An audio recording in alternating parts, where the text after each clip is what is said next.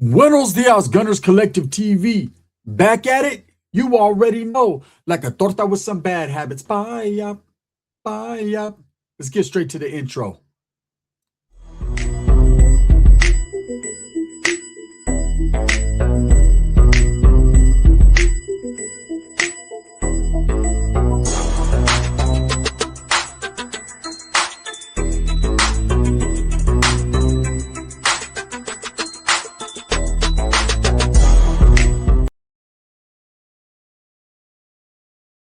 Welcome back to the channel. And if you haven't already hit that like and subscribe button, make sure you go ahead and do that. Put your notification bell on all so that way you're directed in the direction of the dope content that I stay kicking. And I appreciate your support. So this one right here is going to have some stank on it. This is going to hurt a lot of hearts. This is going to make people upset with me and mad at me because I don't agree with them. But we could agree to disagree, right? But this is just facts. This is just truth. This is just real. This is my experience and my experience only. Which group, the only group that controls the California prison yards, right? I get asked this question over and over and over again, and they want me to keep it real. Now, you guys know I'm an ex-Norteño, meaning that I functioned at a level with Norteños that surpasses a lot of others, right? That I was full-fledged in and out of prison, a Norteño. That's what I represented. That's what I claimed. That's what I was about. The philosophies, the education that was instilled was always of a northern plight, right? It was always of a northern light as well. Like that's the enlightenment was real with me. I fully believe that the Norteño movement was superior to all others because that's what I was raised to do. Period. Then my eyes were opened and I started to realize that when I got into certain positions in prison, in the youth authority, while incarcerated, who really controlled the yards? And man, it was an eye-opening experience for me, right? So I'm going to tell you from my experience and from the way I think, who really controls those yards? Look, I know a lot of Norteños are going to be mad at me. I know there's a lot of pride and people are proud to represent where they're from in Northern California. But the fact is, the Southsiders do control almost all of the yards in the California prison system. And it's not even a question, right? Let me explain to you. When I first went to the California Youth Authority, right, I had it good. I was sent to NRCC, which was in Sacramento, was the Northern California Reception Center for youth, for children, right? And I got there and there was 40 or 50 of us in the fucking unit. I was on dorm 1. And I just barely got there, and it was nothing but Norteños and Bulldogs. And at the time, Fresno Bulldogs were Northerners, so we were deep. And there was about 6 or 7 Southsiders from Bakersfield. They were all from Bakers. I think one was from Wasco, the rest were from Bakers, right? And they weren't kept segregated. I got to give the administration that. They put everyone on Front Street and on frontline status for reals, right? And my very first day rolling up, I get set up with a guy named Little Inez from Eastside Fresno. He was a Bulldog Norteño, F-14er, right? He's giving me the rundown of the compa. Hey, it's like this. The homeboys are thick. There's hella homeboys from Sanjo, from Salas, from Fresno, from Modesto, from Stockton, from Tulare County, all this, San Fran, Oakland. I'm all pumped up. Like, damn, we're hella deep. And I thought that's the way it was going to be. Now, you got to understand, coming from the streets, coming from Juvenile Hall in Northern California, that's all there was.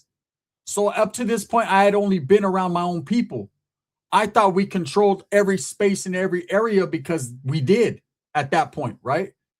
But oh, believe, once you get put into the system where now you get the bigger picture and you see what's going on, you quickly realize the Southerners have the numbers, they have the power, meaning they have the control, right?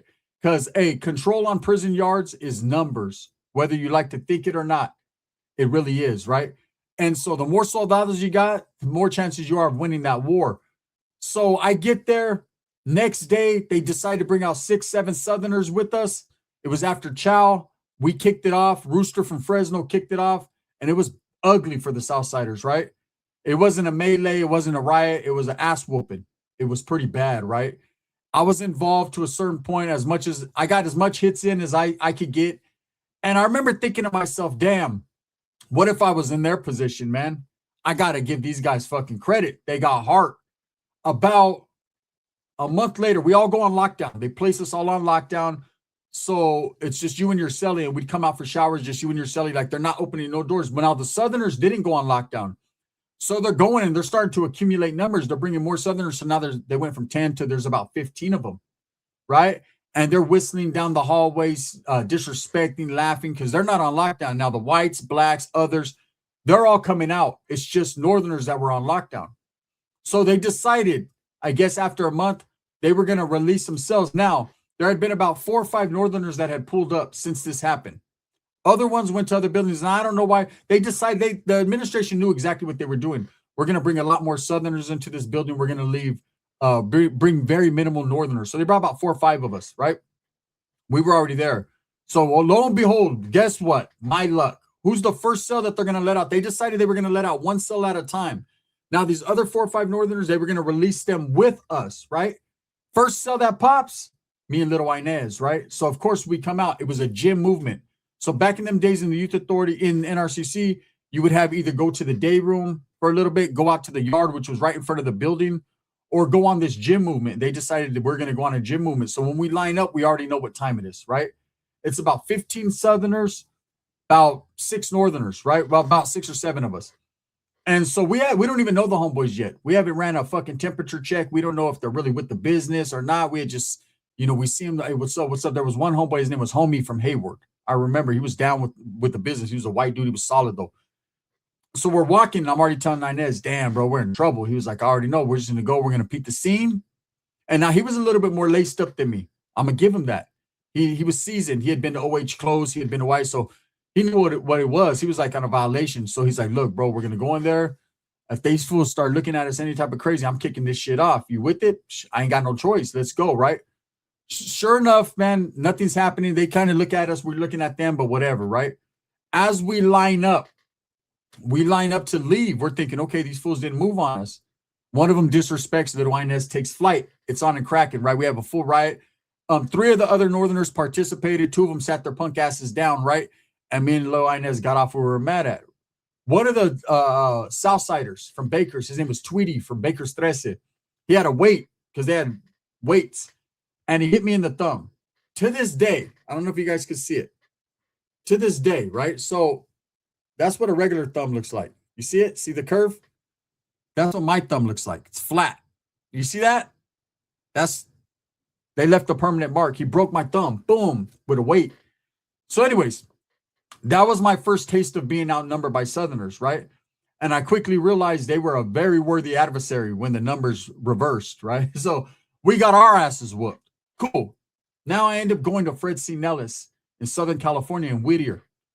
And that's when I got my first glimpse of what life was going to be like as a Norteño incarcerated. That was my first opportunity of seeing who really controlled what. We got there, no doubt about it, man. I got off with some dude named Joker from Lamparas, from Lompoc, right? I got off because I felt that he spit in my fucking pancakes, and that's a long story that I've told. But anyways, I was all in, like, fuck this, man. I ain't going to fucking function here with these Southerners. There was about 1,000 of them there and probably 20 Northerners total. And it was bad. These guys were trying to get off on us every day in the school area. And cops would just take us to the box, to the hole, and bring us right back, bring us right back, bring us right back. And it was bad. It was horrible. It was a horrible existence. But if you believed in what you believed in, which I believed in the Norteño movement, I had to keep doing that, right? So through that whole time, I realized the numbers game played a big part in everything. And that's what it was. So as I went back up north to Northern California, to Preston, we had the dominant numbers. And again, I never let my guard down. I never misbelieved what I believed, meaning that I understood now that the Southerners were deep. They would bring busloads, 20, 30, 40 of them from LA County, San Bernardino County, fucking the 805, like, and with Northerners would be 3 or 4 from here, 3 or 4 from there. So they definitely were deeper. They are deeper, way deeper, right? And it was always ugly, an ugly situation. From that point on, it seemed like everywhere they sent me after YA was bad. So I get to the California prison system, right? And I quickly realized that every place I went, we were outnumbered about 100 to 20, okay? For sure, for facts. There might be Salinas Valley or maybe a couple other prisons where Northerners got 30, 40, 50 deep. But every place I ever went, we were outnumbered 200 to 30 on the yard. Okay, 100 to 20. That's average. And I'm not going to say the Southerners were taking advantage of those numbers. We never had conflict. It was always a respectful thing, but we knew who controlled the yards. You know, I see a lot of different groups. Oh, we ran these yards. We ran these yards. People like Wes Watson. I was a shot caller and I ran this yard. Shut the fuck up, right? The Southsiders run all the prison yards in California. And it's because they have the numbers. It's not because they're a more violent or vicious group. They are willing to take up arms and handle their business and defend their household, just like the Norteños are, right? In comparison, by numbers, Northerners will handle their business. No doubt about it. You got to respect it, right? Those that disrespect and think they're just suckers or something, you got your fools mixed up. But I'm having to hurt hearts here, man. The truth is, the Southsiders could take the Norteños off the yard any fucking time they want. Now, I know there's an end of hostilities, right? And let me explain to you. With that being said, the Southerners still have the numbers. They're still the deepest group on the yard. When I say deepest group, they're not the deepest faction. You got other races, like blacks are the deepest. Every yard you go to, the brothers are going to be the deepest group. But they're split up. Crips, Bloods, you got the Muslims, the non-affiliates, right? The Jamas, the Kumis. You have all these different groups of blacks, and they only come together if it's a racial thing. And not all of them will participate. That's just the truth, right? When it comes to the Southerners, they move as one unit. SUD, Southern United Raza. When it comes to the Norteños, same thing. Northern Organized Raza to eternity, right? You have to move as one. If anyone fails to be involved or they fail to do their thing, they're going to get sat down and parked by their own people. It's the truth, right? Now, the Southsiders move as one, and they have a lot of internal conflict. Like, they have a lot going on amongst their people, and that's their business, whatever their reglas entail and what they got going on. I never was raised as a Southerner. I've been around them. I'm friends with some of them, but I've never been, like, indoctrinated in exactly what their rules and regulations were as far as participation and shit. But I know as a Mexican, that blood that runs through us, they were going to get involved at a high and heavy level, right? I seen them do some crazy shit where I was like, oh, hell no, right? I seen them do a removal in the oil so vicious. I was like, damn, they're killing them. And the homeboy was like, nah, they're just checking them. I was like, that's just a checking. Man, I'll do 122s and write an essay anytime in comparison to that. These guys were different. They believed that if they were going to fucking do something, they might as well do it in a metals fashion, right? With a knife. Just how they got down. So when I say that they control the yards and they could take out the Northerners or any other group anytime they want, it's because of the numbers. You need to understand that with Southerners, they're going to give you your respect if you respect them. But if word gets handed down that it's on, they're going to take immediate action. And their numbers are so thick, they don't need to all get off on a yard. They could send waves. You need to understand that in prison, there's buses from Los Angeles County, from Southern California, rolling up every single day. 20 Southsiders, 20 Southsiders, 20 Southsiders. They're just coming. So they can literally say you got 30 Northerners on the yard, right? Everything's smooth. You got 150 to 200 Southsiders on the yard. And these Southerners decide for whatever reason there's some conflict and they want to take off on the Northerners or the whites and say there's 40, 50 whites on the yard. And they want to get off on them. They don't all have to lay the yard down. They could send 20, 30, 40 Southerners to get off. And what's going to happen? They're going to get off. Everyone's going to go on lockdown. Okay, some Northerners are going to get injured. Some Southerners are going to get injured. Southerners are already replaced. They might have brought, in that time that you're on lockdown, 3 or 4 or 5 Northerners to the prison, but they done brought about a fucking 50 to 60 Southerners. They're on the way on overflow waiting to come into the yard. So they just replaced their manpower like nothing, right? And they'll send another wave, and they'll send another wave. And what happens? Eventually, the administration decides, you know what? It's too much, and they take the Northerners off the yard. And that's exactly what the Southerners' goal was, and it's accomplished. And they replenish their numbers, and it's program time as usual. So in that way, because they have such sheer manpower, they're able to control these prison yards. You know, if you think about it, and let's just be real, for the longest time, and it went from YA and prison, for the longest time, Southerners were in every prison, on every yard. They were in Tracy. They were in San Quentin. They were in Salinas Valley. They were in High Desert. They were in Pelican Bay. They're in all the northern prisons. And then you got Centinela and Calipatria and Ironwood and and all these Chino and all these prisons in Southern California. And there's a lot of prisons in Southern California where there's no Northerners. Even to this day, they don't send Northerners to certain prisons in Southern California, right? But Southerners have always been in every prison, so they've ingrained themselves into the fabric of that prison. They've made connections, they've established yards, they've established part. It's just the truth, right? So no matter what anyone says, yeah, be proud of what you represent and all that. But the one group that controls the yard is the Southsiders. It's the fucking facts, right? They could eradicate or eliminate any group they want at any time. Will there be war? Yes. Will groups stand strong? Yes, 100%. You know, if you got Crips and Bloods on the yard, they're not going to let the Southerners just take off on them. They're going to fucking get off too. Back to back to back to back. The whites as well. Northerners as well. Bulldogs as well, right? But let's be honest here. You can't compete with a group that's all united together, functioning under the same umbrella, with the same mindset, with the I don't give a fuck attitude, with the superiority complex, with the arrogance that a Southerner has, right? And expect to win that war. You might win some battles, but the war, they haven't even engaged in it yet. If they decide right now, we don't want Northerners or we don't want this group on the yard, all they have to do is just keep taking flight, and they're going to eventually, administration is going to say, you know, we got to separate and segregate. We got to get these Northerners off the yard. We got to get these Bulldogs off the yard. Because the Southerners are too deep. They're the faction that just happens to have the numbers. Now, that's why when I see a young Southsider, right, an upstate or a young Southsider, and they're talking that shit and they're woofing, oh, we're this, we're that. And it's like, bro, it's not hard. It is hard being a Southerner in prison because of their inner fighting and their conflict. It's probably the hardest group to be involved in, I would think, right? Northerners as well, you know, just because of how temperamental the Norteño movement is and hold you accountable, very accountable for what you do, right? And I always thought, this is what I always thought, right? Like, the Norteño is the hardest group to be from. They're whacking their own, they're removing their own for the minor infractions and all the bullshit, right? But but with Northerners, they're united.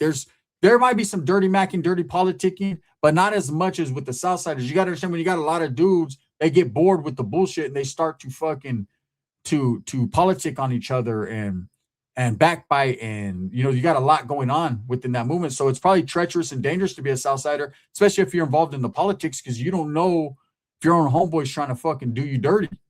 With Northerners, there's very few of them on a yard, so it's like they all got to stick together. If you know, we're all we got type shit, right? So there's less of that, but a Norteño will fucking whack you for anything, right? So it just is what it is. But back to what I was saying about these youngsters, when I see these young Southerners on the internet, or I see them, you know, talking that shit, disrespecting Norteños, oh, you guys can't hang with the Sur gang, right? You guys can't fuck with us, this, and that. People like Tommy Guns, right? Who talks all this and that, like he should know better. He always snivels about, man, we're surrounded by Norteños. I come from the war zone, you know, fucking getting jumped and this and that, and we held our own. And he's always sniveling like he got advantage of them. Look, you chose to be where you're from. I respect it, right? And I know what you're going through or what you went through, right? But don't get the numbers later on and be like, oh man, we're taking over California. We control California. Look, the prison system, yes, indeed. The Southerners control because of the numbers. It's not because a Southerner is harder or stronger or more laced up than a Norteño. Not at all. Not whatsoever. Mexican is Mexican, eh? Whether you're from up north or down south, whether you're red or blue, it's all the same blood, right? Warriors. That's a fact, right? But when you have more warriors on your side, you're going to win a lot more of those wars, right? So that's the truth. You know, a dude asked me, was a Norteño, a young Norteño, damn, bro, you know what I'm saying? Do they really control the yards? In my estimation of what I've seen, yes, absolutely. They do. They can manipulate the yards anytime they want. They have the power, right? It doesn't mean Norteños aren't on yards standing strong, representing for their people. 100% facts, right? They're with the business. And believe me, you know, I say this wholeheartedly and for reals. Every group in California got some hitters, got some real ones. Every group, black, white, brown, green, yellow, orange, pink, right? They all got some hitters. It just happens to be that the Southerners have more hitters because there's more of them, right? So it's hard. You could be a hitter all you want, but if there's 3 or 4 on the other side, it's hard to hit what's trying to hit you. from every angle, right? So it's just, that's the way it is. They're the one group who controls the California prison yards. Now I know everyone has their own thing and everyone controls their own people and everyone is doing their thing. No doubt about it. You can't say someone's your enemy if you can't eradicate them. If they're still around after 30, 40, 50 years, they're obviously with the business, and that's the thing with the Norteño movement. They might be small, but they're strong, just like the Southerners. But in answering the question, what group controls the California prison yard? It's the Southerners. Every time you see an ex-correctional officer talk about who's the most dangerous, who's the most violent, who's the most vicious guys on the yard, they always say the Southern Mexicans, the Southern Raza, the Southern Hispanics, the Southsiders, right? And it's because a lot of these ex-COs have been in prisons where they're the dominant group. Now, I see Dubs did a video a long time ago where he was talking about black and brown, right? And I think he got in kind of a little argument with some of the brothers, man, or some of the brothers were taking it a different way when it comes to who's deeper. And they were like, oh, the Southsiders are the deepest on the yard. As one group, yes, they are the deepest on the yard. But as a race, no, because all Mexicans ain't together. Even if all the Mexicans came together, North and South, the blacks would still be deeper, right? If the blacks moved like the Southerners and Northerners moved, man, they would control every prison yard. That's a fact, right? But they don't. They choose to have the street gang banging mentality. And so in doing so, man, they're on a different height. Doesn't mean they're not down. It just means they're on a different height. Whereas everyone knows, man, in the California prison system, you better watch out for them Southsiders, man. Their motherfuckers are dangerous. I seen some shit that'll blow your mind, but my mind's still blown. Right? But to answer the question of the youngster that asked me, yes, coming from an ex-Norteño who did time, I would say the Southerners control the majority of the yards in the California prison system. And it's because they're deeper, nothing else. It's not because they're downer, they're harder, they're from a different planet. It's just because they have the numbers. No matter where you go. Shit, man, I've been to so many different places. I get there and I'm like, fuck, man. 100 fucking Southsiders on the yard. When can I get away from them, right? I go to the fucking remate, to the fucking flea market, and there's fucking 1,000 of them. Like, I just can't get away. Even in life, just the other day, I ran into 3 Southerners. I'll run into a Northerner every fucking blue moon. See, even the moon's blue, right? But I'll run into Southerners all the time. They're just deeper, and that's just the way it is, man. And so when I see people argue like, oh, man, we'll fuck you guys up. We'll do this. We'll do that. Look, bro. Be real. As a man, you can't fucking beat what you can't beat, right? They're just too deep. You might win some battles, homie, but they do control the yards, man. And that's just the truth. Be mad at me if you want, but I'm spitting facts.